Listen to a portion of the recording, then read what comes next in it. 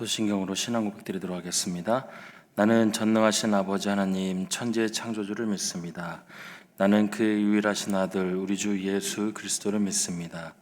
그는 성령으로 잉태되어 동정녀 마리아에게서 나시고 본디오 빌라도에게 고난을 받아 십자가에 못 박혀 죽으시고 장사된 지 사흘 만에 죽은 자 가운데서 다시 살아나셨으며 하늘에 오르시어 전능하신 아버지 하나님 편에 앉아 계시다가 거기로부터 살아있는 자와 죽은 자를 심판하러 오십니다. 나는 성령을 믿으며 거룩한 공교회와 성도의 교제와 죄를 용서받는 것과 몸의 부활과 영생을 믿습니다. 아멘. 찬송가 285장 찬송하시겠습니다. 찬송가 285장입니다.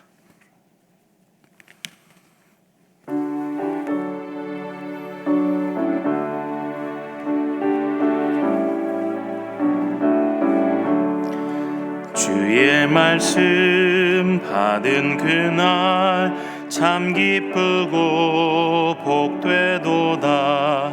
이 기쁜 마음 못 이겨서 온 세상에 전하노라. 기쁜 날 주 나의 죄 다 씻은 날 늘 깨어서 기도하고 늘 기쁘게 살아가리. 기쁜 날 주 나의 죄 다 씻은 날 이 좋은 날 내 천한 몸 새 사람이 되었으니 이 몸과 마음 다 바쳐서 영광의 주 늘 섬기리. 기쁜 날 주 나의 죄 다 씻은 날 늘 깨어서 기도하고 늘 기쁘게 살아가리. 기쁜 날 주 나의 죄 다 씻은 날 새 사람 된 그날부터 평안한 마음 늘 있어서 이 복된 말 전하는 일 나의 본분 삼았도다. 기쁜 날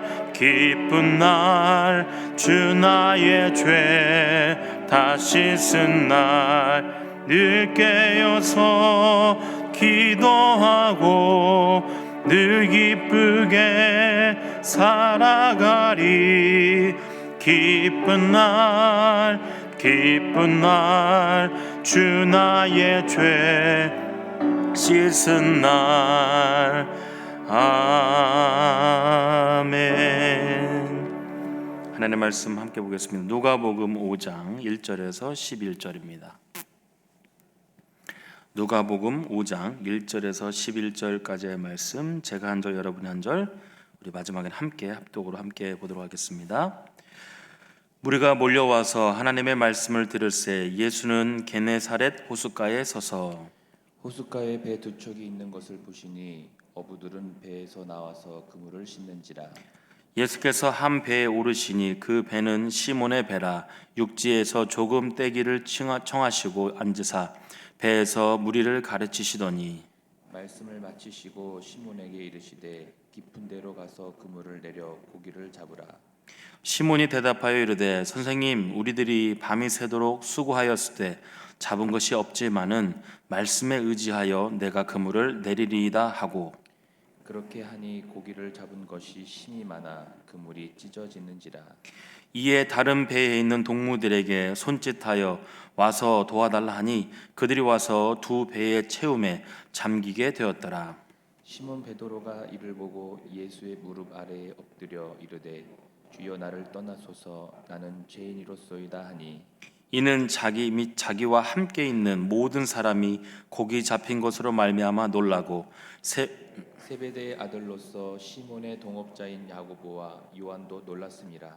예수께서 시몬에게 이르시되 무서워하지 말라. 이제 후로는 내가 사람을 취하리라 하시니 그들이 배들의 육지에 대고 모든 것을 버려두고 예수를 따르니라. 아멘. 기도하겠습니다. 하나님 감사합니다. 오늘도 새벽을 깨워 주 앞에 나올 수 있도록 인도하여 주시고 하나님을 찬양하며 경배하며 또한 기도할 수 있도록 인도해 주심을 참으로 감사합니다. 우리의 삶이 주님의 은혜가 아니면 단 하루도 살아갈 수 없다는 당당한 고백을 할 수 있도록 주님 인도하여 주시고 주의 말씀을 의지하여 날마다 하나님의 뜻을 따라 살아갈 수 있도록 주님 인도하여 주시옵소서. 주 앞에 나올 때 빈손 나오지 아니하고 감사 헌금으로, 선교 헌금으로, 주정 헌금으로, 또한 일천번제 예물로 주 앞에 드립니다. 믿음으로 주 앞에 드리는 귀한 예물 하나님이 기뻐 받으시고 주님을 향한 열정과 이 모습을 통하여 하나님의 나라가 확장되어질 수 있도록, 그리고 하나님께서 원하시는 모습으로 주님의 나라가 세워져 갈 수 있도록 주님 사용하여 주시옵소서. 또한 드리는 손길 위에 주님 날마다 나름대로의 꾸임받지 않고 오히려 꾸어줄 수 있는 삶이 되도록 인도하시고 넉넉함의 은혜 가운데 승리하며 나아가도록 주님 인도하여 주시옵소서. 오늘도 말씀 듣기 원합니다. 말씀 가운데 힘있게 하여 주시고 말씀이 우리 삶을 세워나가는 권능이 되게 하여 주시옵소서. 감사를 드리며 예수님의 이름으로 기도합니다. 아멘. 내려놓음이라고 했던 2006년도에 한참 유행했던 책 이름 여러분 다 아시죠? 아마 많은 분들이 그 책을 사서 많이들 읽어보셨던 저는 기억이 좀 납니다. 이영규 선교사님이라고 하셨던 그분께서 이 책으로 인하여서 기독교계에 아주 큰 센세이션을 일으켰던, 여러분도 벌써 많이 기억이 나실 건데 벌써 거의 한 20여 년이 다 돼가는 그런 책인 것 같아요. 그 말을 우리가 들었을 때 어떤 생각을 했을까? 아마 많은 사람들이 내려놓지 않고 있기 때문에, 그래서 그 내려놓음이라는 책이 굉장히 많은 사람들에게 호응을 얻었던 것 같습니다. 그 영향이 좀 떨어졌는지 한 6년 후에 또 이런 책이 나왔습니다. 더 내려놓음. 아마 사람들이 내려놓는 것 같고 안 되니까 더 내려놔야겠다 이렇게 했던 것 같아요. 제 생각에는 아마 그 책은 그렇게 큰 센세이션을 일으키지는 못했습니다. 아마 많은 사람들이 그 첫 번째 내려놓음 때에 아마 그 말씀을 듣고 결단하여서 내려놓은 사람들도 많이 있었을 것이고, 그 다음에 그 책만큼 그 자기들의 삶의 영향력은 좀 주지 못하지 않았는가 이런 생각을 해봅니다. 어쨌든 한국 사회는 좀 자극을 좀 주는 어떤 단어나 그런 표지들에 좀 많이 반응하는 편이긴 한데, 어쨌든 내려놓음이라는 이 생소한 단어가 아마 사람들로 하여금 내가 그렇게 살고 있지 못하는가에 대한 그런 부분이 있지 아니었나 이렇게 생각을 해보게 됩니다. 사실 우리가 영향력이라고 하는 것은 무엇입니까? 내가 생각하는 기준에 반대가 되는 그런 모습이 됐을 때에 그렇지 그런가 하면서 우리가 더 크게 와닿을 수 있는 것들이 있지요. 그러다 보니까 좀 반대되는 기준 속에서 사람들이 생각을 해보게 되는 겁니다. 이 내려놓음이라는 책도 그렇지만 우리나라와 같은 유형의 신앙인들은 좀 자극적이고 또 자기가 아직 하지 못하고 있는 이런 단어나 이상향 속에서 이렇게 자극을 받거나 때로는 그것으로 말미암아 카타르시스를 해결해가는 그런 모습들을 우리가 보게 됩니다. 유독 아마 우리나라 신앙인들이 그러다 보니까 그런 단어들에 좀 민감하고 또 그러한 목사님들의 말씀에 좀 민감하게 받아들이는 것 같아요.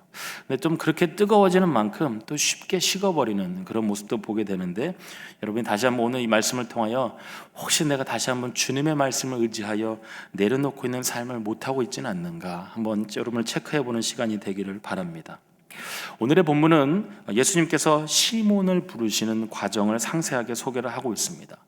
예수님의 수제자라고 했던 그 베드로인 시몬, 바로 이 어부, 이 사람에 대한 우리가 부르심에 대한 내용을 보고 있는데요. 이 베드로는 어떤 사람입니까? 어부입니다. 그 당시에 그곳은 바닷가이기 때문에 많은 사람들이 그 어부의 일을 갖고 있는 것이 아주 좋은 직업이었을 것입니다. 그리고 이 어부인 베드로는 자기 분야의 베테랑입니다. 많은 사람들이 인정해줬던 그러한 사람 아니겠습니까? 자기가 가지고 있는 그 직업에 대한 소명감, 그리고 자기가 가지고 있는 이 일들에 대한 굉장한 베테랑이라는 생각을 가지고 있었을 것이죠. 그런 시몬에게 요즘 한참 떠오르고 있다라는 예수님께서 찾아오셔서 제자를 삼겠다고 하는 그런 콜링을 하고 있는 것을 오늘 우리가 보게 됩니다. 그날따라 자기의 본업이고 가장 자신이 있었던 이 물고기 잡는 일을 그가 허탕을 칩니다. 심지어 성경에는 뭐라고 말하고 있습니까? 한 마리도 잡지 못했다. 그러니까 여러 가지 생각이 들었을 것 같습니다. 아마 기분도 나빴을 것이고 내가 어떻게 먹고 살아야 할까 고민도 했을 것입니다. 아니면은 세상 말로 그냥 재수가 없는 날인가, 오늘 운이 없는 날인가, 이런 생각을 하고 있을 그때였겠죠. 그런데 아마 이 모습이 제자로 불려지기 위한 전조 현상이었을까, 아니면 이마저도 예수님의 계획이었을까, 이 역시 진정한 내려놓음을 위한 아마 자극적인 효과였을까, 제가 아마 이런 생각들을 해보게 되었습니다. 오늘 시몬은요, 밤새도록 물고기를 잡으려고 수고했습니다. 그런데 한 마리도 잡지 못했다, 이렇게 말합니다. 아마 베드로가 시몬이 어떤 마음을 가졌다라고 성경에 제공하고 있지는 않지만, 그가 한 마리도 잡지 못한 채 일을 마치고 그물을 씻고 있었다, 이렇게 이야기합니다. 그때에 예수님께서 가르치는 사역을 위해서 그곳에 오셨다라고 이야기하죠. 그리고 시몬의 어선을 강단으로 사용을 하셨습니다. 그는 굉장히 피곤했지만 무리와 함께 예수님의 가르침을 한번 들어보기로 생각을 합니다. 그리고 예수님이 가르치기를 마치시고 그에게 깊은 곳에 가서 그물을 내려 물고기를 잡으라고 명령하셨습니다. 어쨌든 한 마리도 잡지 못해서 기분도 나쁘고, 어쨌든 일을 다 마쳤다라고 그물을 다 씻어서 정리하였는데, 아마 그 부분에 대해서는 알지도 못할 것 같은 예수님이 오셔가지고 다시 그러는 겁니다. 내가 말하는 대로 그 그물을 갖고 가서 저쪽에 가서 다시 내려놓아라 라는 거죠. 아마 성경에 그렇게 기록하고 있지 않지만 베드로는, 이 시몬은 갈등했을 겁니다. 자기가 무엇을 안다고 저렇게 나에게 말을 하는가, 아니면 예수님이라는 분이 이 부분까지도 알 수 있을 것인가, 여러 가지 생각이 들었겠죠. 그럴 때에 그가 그대로 순종하여 갔다, 이렇게 이야기합니다. 그렇게 했을 때 그는 어떤 말씀입니까? 예수님의 말씀대로 물고기를 잡았는데 그 양이 너무 많아 그물이 찢어지고 배들이 잠길 정도였다라고 오늘 말씀은 기록을 하고 있습니다. 저는 오늘 본문에서 특별히 5절과 6절을 여러분이 한번 주목해 보기를 바랍니다. 5절과 6절을 이렇게 말씀하고 있죠. 시몬이 대답하여 이르되 선생님, 우리들이 밤이 새도록 수고하였으되 잡은 것이 없지만은 말씀에 의지하여 내가 그물을 내리리이다 하고, 그렇게 하니 고기를 잡은 것이 심히 많아 그물이 찢어지는지라. 우리가 한번 말씀을 상세히 한번 다시 한번 보기 원합니다. 뭐라고 합니까? 시몬이 대답하되. 예수님께서 말씀하신 것에 베드로가 오늘 대답을 하는 겁니다. 예수님이 어떤 말씀하셨습니까? 깊은 데로 가서 고기를 잡으라고 말씀하시죠. 그런데 베드로가 오늘 이렇게 또한 대답합니다. 알겠습니다. 제가 그물을 내리겠습니다.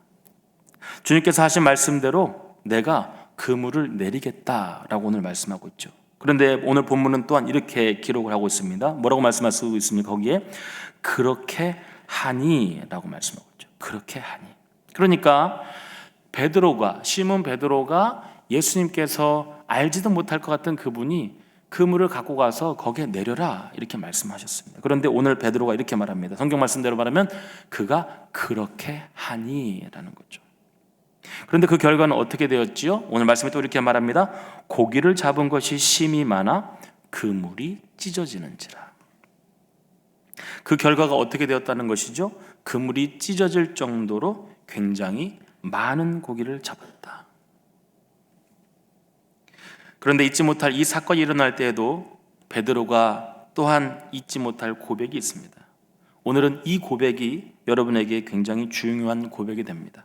그가 이렇게 고백합니다. 밤이 새도록 수고하였으되 잡은 것이 없지만은 말씀에 의지하여, 이렇게 말씀하고 있죠. 경험상 한 마리도 잡지 못했습니다. 그런데 그가 말씀에 의지하여 그물을 내리겠다라는 것이죠. 그 결과 그는 많은 물고기를 잡았습니다.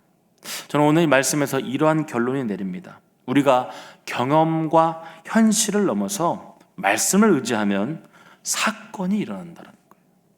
이거는요, 예수를 믿지 않는 사람들, 말씀을 보지 않는 사람들에게는 일어날 수 없는, 해당되지 않는 이야기입니다. 그러나 오늘 이 말씀 뭐라고 말하고 있습니까? 우리가 말씀을 보고 있는 사람들이 경험과 현실을 넘어서 말씀을 의지하면, 우리가 들고 있는 이 말씀을 의지하고 매일 묵상한다는 이 말씀을 의지하면 우리에게는 사건이 일어난다는 거예요.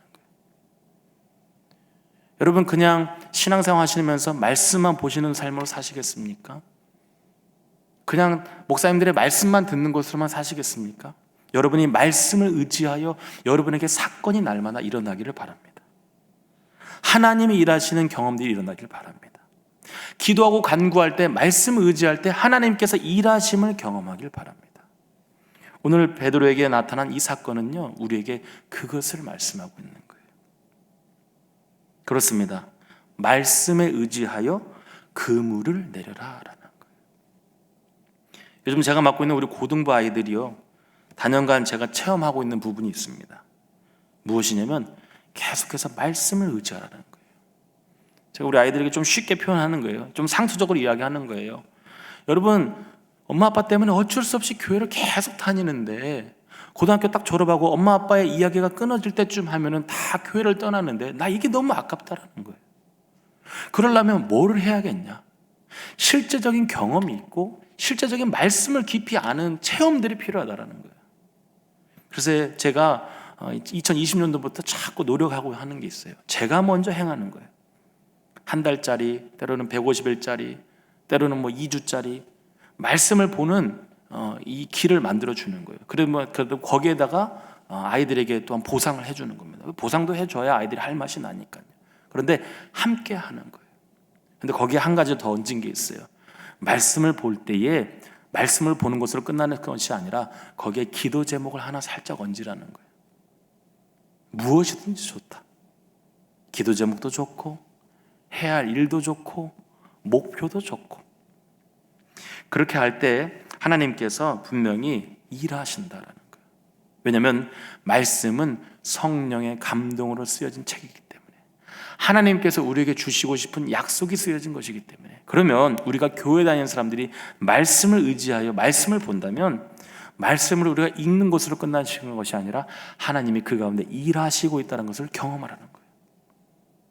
여러분이 그 맛을 알면 교회 다니는 재미가 있고, 여러분이 그 맛을 알면 지금처럼 엄마 아빠가 또 목사님이 교회 다녀라 하지 않아도 예배하고 싶고 말씀대로 살고 싶은 그 경험을 하지 않겠는가라는 거예요. 제가 작년에도 한 달짜리 또 150일 시편 읽기 막 했어요. 그래서 열심히 퍼줬어요. 아이들이 막 기뻐하고 안 할 것 같은 아이들이 참여를 막 하는 거죠. 올해는요, 제가 큰맘 먹고 365일 1년 1독 하루도 빠짐없이 말씀을 보기로 작정을 했습니다. 오늘까지, 어저께까지 16일째 말씀을 읽고 또 인스타그램이라는 걸 통해서 공유합니다. 하트를 눌러요. 저 오늘 읽었습니다. 그리고 참여하는 거죠. 우리는 때로는 교회에서 하라고 하니까, 또 성경에 먼지가 쌓이면 안 되니까, 때로는 좋은 분위기를 위해서 하는 것 같지만 믿고 참여해주면 나는 그냥 성경책만 읽는 것이 아니라 그 말씀을 이루신 성령의 놀라운 감동이 나를 위하여 일하고 있다는 것을 기억하라라는 겁니다. 말씀을 읽는 가운데 간증이 나옵니다. 죄가 사라집니다.